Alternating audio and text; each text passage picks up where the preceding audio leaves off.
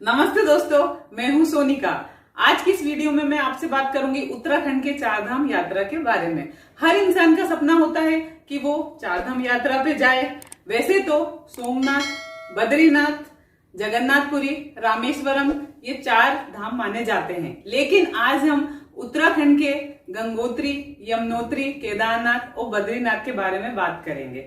आज के इस वीडियो में मैं आपको बताऊंगी कि आपको इन 4 धामों की यात्रा कैसे प्लानिंग करनी है, कब आपको यात्रा के लिए जाना है और आपको किस किस चीजों की आवश्यकता पड़ेगी। आज के इस वीडियो में मैं ये सारे टॉपिक कवर करूंगी, तो अंत तक बने रहिएगा मेरे इस वीडियो में। दोस्तों, आपकी ये यात्रा अविस्मरणीय, अद्भुत, मनोरम और भक्तिभाव से परिपूर्ण होने वाली है, जिसे आप कभी नहीं भूल पाएंगे।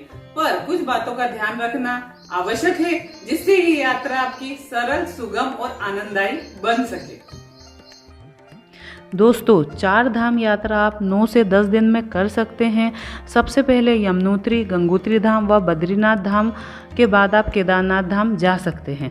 लेकिन अगर आप चाहें तो 4 धाम यात्रा को आप 2 पार्ट में भी कर सकते हैं, जिससे आपको थकान भी नहीं होगी और आप यात्रा का अच्छे से लुत्फ़ उठा सकते हैं। पहली बार में आप गंगोत्री व यमुनोत्री की यात्रा करें, उसके बाद आप बद्रीनाथ धाम व केदारनाथ धाम की यात्रा कर सकते हैं। अब मैं आपको जाने का समय बताऊंगी। यह यात्रा मई से नवंबर तक चलती है। दोस्तों, मई से जून पीक सीज़न होता है। ज़्यादातर लोग मई से जून में जाते हैं और यहाँ पर भीड़ बहुत ज़्यादा हो जाती है। मई और जून में जाने के लिए आपको होटल की प्री बुकिंग और प्री रजिस्ट्रेशन करा लें, क्योंकि पीक सीज़न होने से आपको परेशानी हो सकती है। अगर आप पहले से ही बुकिंग करवा के और रजिस्ट्रेशन करके जाते हैं तो आप कई परेशानियों से बच सकते हैं। और साथ में ही मई और जून में आपको होटल महंगे भी मिलते हैं। जुलाई अगस्त महीने में आप यात्रा करने से बचें, क्योंकि ये बारिश का समय होता है। बारिश के समय में पहाड़ों पर लैंडस्लाइड हो सकता है और साथ में ही जगह जगह फिसलन हो जाती है। इसलिए आप जुलाई अगस्त महीने में यात्रा करना अवॉइड करें। उसके बाद आप सितंबर, अक्टूबर और नवंबर महीने में यात्रा कर सकते हैं। आपको वहाँ पर ज़्यादा भीड़ भी नहीं मिलेगी, साथ ही आपको आपके बजट में होटल अवेलेबल हो जाएंगे मई और जून के कंपैरिजन में। मैं आपको बताऊंगी कि आप 4 धाम यात्रा पर कैसे पहुंच सकते हैं। आप हरिद्वार व ऋषिकेश से आप 4 धाम यात्रा के लिए जा सकते हैं। यात्रा के दौरान आप चाहें तो आपकी कार या प्राइवेट टैक्सी व उत्तराखंड परिवहन की बस से 4 धाम यात्रा कर सकते हैं। अब आपको क्या क्या आपके साथ लेके जाना है। आप अपने साथ गर्म कपड़े के साथ ही रेनकोट व विंड शीटर के साथ ही ट्रैकिंग के दौरान शूज़ का उपयोग कर सकते हैं, जिससे आपको ट्रैकिंग में आसानी होगी। आप ये ले जाना, शूज़ पहन के जाना ना भूलें, क्योंकि शूज़ में हम जितनी अच्छी ट्रैकिंग कर सकते हैं, बाकी चप्पल या स्लीपर इनमें हम अच्छे से ट्रैकिंग नहीं कर सकते हैं। आप साथ में दवाइयाँ भी ज़रूर ले जाएं। अगर आप हार्ट पेशेंट हैं, बीपी पेशेंट हैं या अन्य कोई बीमारी है तो आप अपनी दवाइयाँ साथ में ज़रूर ले जाएं। उसके साथ ही आप दर्द की गोली या फीवर की दवाइयाँ भी साथ में लेके ज़रूर जाएं। इसके साथ ही आप एनर्जी ड्रिंक भी लेके जा सकते हैं, जिससे ट्रैकिंग के दौरान आपको थकान नहीं होगी और समय समय पे आपको ऊर्जा मिलती रहेगी। हाँ, एक बात और, आईडी कार्ड भी आपको ज़रूर लेके जाएं, जिससे आपको यात्रा के दौरान रजिस्ट्रेशन कराने में कोई परेशानी ना हो। इसलिए ये सारी चीज़ों का आप ध्यान रखें। अब मैं आपको बताऊंगी कि गंगोत्री धाम, बद्रीनाथ धाम में आपको ज़्यादा चलना नहीं पड़ता है दोस्तों, लेकिन यमुनोत्री धाम की पैदल यात्रा 4 से 5 किलोमीटर की है और केदारनाथ धाम की पैदल यात्रा 16 किलोमीटर की है। यमुनोत्री धाम की यात्रा आप पैदल व खच्चर या पालकी से कर सकते हैं, जो भी आपका सुविधाजनक हो आपके लिए, आप उससे यात्रा करें। उसके बाद केदारनाथ धाम की यात्रा 16 किलोमीटर की यात्रा है, जिसमें आप या तो पैदल यात्रा कर सकते हैं या खच्चर ले सकते हैं। पालकी व हेलीकॉप्टर से भी आप केदारनाथ धाम की यात्रा कर सकते हैं। पैदल यात्रा आपको सुबह ही शुरू कर देनी चाहिए, जिससे कि शाम व रात होते होते आप मंदिर तक पहुंच जाएं, क्योंकि रात में पहाड़ों पर यात्रा करना अवॉइड करें। अंधेरा होने के साथ रास्ता भी क्लियर नहीं दिखता है और दिन में यात्रा के दौरान आप अपने रास्ते का लुत्फ़ भी उठा सकते हैं और आपकी यात्रा में आपको बहुत ही रोचक लगेगी। हाँ, एक बात और, पहाड़ी इलाके होने से कभी भी बारिश हो सकती है, इसलिए आप रेनकोट या छतरी अपने साथ ले जाना ना भूलें। पहाड़ी इलाके में टेम्परेचर भी काफ़ी कम रहता है, इसलिए गर्म कपड़े भी अपने साथ लेकर ज़रूर जाएं दोस्तों। अब अंत में मैं आपको चारधाम यात्रा के बारे में बताना चाहूँगी। सबसे पहले यमुनोत्री धाम। यमुनोत्री धाम उत्तराखंड राज्य में उत्तरकाशी जिले में स्थित है। यमुनोत्री धाम को माता यमुना नदी का उद्गम स्थल माना जाता है।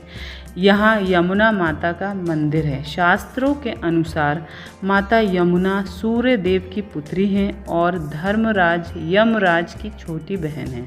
इसी मंदिर में आपको यमराज और माता यमुना के एक साथ दर्शन होते हैं। यमुनोत्री मंदिर के कपाट हर साल अक्षय तृतीया के दिन खुलते हैं और दिवाली के अगले दिन बंद होते हैं। दूसरा धाम है दोस्तों गंगोत्री धाम। गंगोत्री धाम उत्तराखंड राज्य के उत्तरकाशी जिले में स्थित है। गंगोत्री धाम माँ गंगा का उद्गम स्थल है। पौराणिक कथाओं के अनुसार देवी गंगा ने राजा भागीरथ के पूर्वजों को पापों से तारने के लिए नदी का रूप लिया था। भागीरथ की तपस्या से प्रसन्न होकर माँ गंगा धरती पर आई थी और वहाँ गंगोत्री धाम में माँ गंगा की पूजा अर्चना की जाती है। गंगोत्री धाम के कपाट भी अक्षय तृतीया को खुलते हैं। अगला धाम है बद्रीनाथ धाम। बद्रीनाथ धाम उत्तराखंड राज्य के चमोली जिले में स्थित एक महत्वपूर्ण तीर्थ स्थल है। यह मंदिर भगवान विष्णु को समर्पित मंदिर है। पौराणिक मान्यता अनुसार भगवान विष्णु ने यहाँ ध्यान योग किया था। बद्रीनाथ धाम के कपाट भी मई में खुलते हैं और नवंबर माह में बंद होते हैं। अगला धाम है दोस्तों केदारनाथ धाम। केदारनाथ धाम उत्तराखंड राज्य के रुद्रप्रयाग जिले में स्थित है।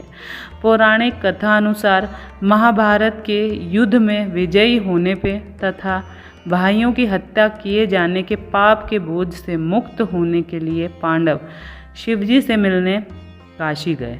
शिवजी पांडवों से अप्रसन्न थे, इसलिए उनसे मिलना नहीं चाहते थे।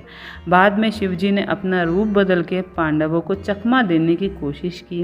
वह बेल का रूप धारण कर लिया। आखिरकार भोलेनाथ पांडवों को केदार घाटी में मिले और पांडवों को बेल रूप में दर्शन दिए। तब से लेकर अभी तक केदारनाथ धाम में उनके इसी रूप की पूजा की जाती है। दोस्तों केदारनाथ धाम के कपाट भी मई में खुलते हैं व नवंबर माह में बंद होते हैं। दोस्तों आप लोग यहाँ पर ज़रूर जाएं और यात्रा ज़रूर करें। चार धाम की यात्रा करने से आपकी सारी मनोकामनाएं पूर्ण होती हैं और आपको मोक्ष की प्राप्ति होती है। लेकिन मौसम का आप अच्छे से ध्यान रखें। मई से शुरू होती है यात्रा और नवंबर में तक चलती है। मई और जून इस यात्रा का पीक सीज़न होता है। मानसून में यहाँ लैंडस्लाइड और हेवी रेन भी की वजह से भीड़ बहुत कम होती है। फिर सितंबर लास्ट वीक से नवंबर फर्स्ट वीक तक मौसम अच्छा रहता है और ज़्यादा भीड़ से भी बचा जा सकता है। इस यात्रा की शुरुआत लोग हरिद्वार से करते हैं व ऋषिकेश से करते हैं। यहाँ बस और प्राइवेट टैक्सी आपको आसानी से मिल जाती है और ट्रैवल एजेंसियाँ भी आपको बहुत सारी मिलती हैं हरिद्वार ऋषिकेश में, जो आपको चारधाम यात्रा करा देती हैं। आप ये यात्रा को अच्छे से प्लान करें और ये यात्रा आपके 9 से 10 दिन में पूरी हो जाती है। दोस्तों यहाँ पे मैंने आपको बताया था कि यहाँ पे आप कार से, प्राइवेट टैक्सी से हरिद्वार या ऋषिकेश से जा सकते हैं। 9 या 10 दिन में ये यात्रा आपकी कंप्लीट हो जाती है। इसलिए दोस्तों ये यात्रा आप ज़रूर करें और मैं यही मनोकामना करती हूँ कि आपकी ये चारधाम यात्रा सरल, सुगम और आपके लिए आनंददायी होगी। और आपकी सभी मनोकामनाएं पूर्ण होंगी।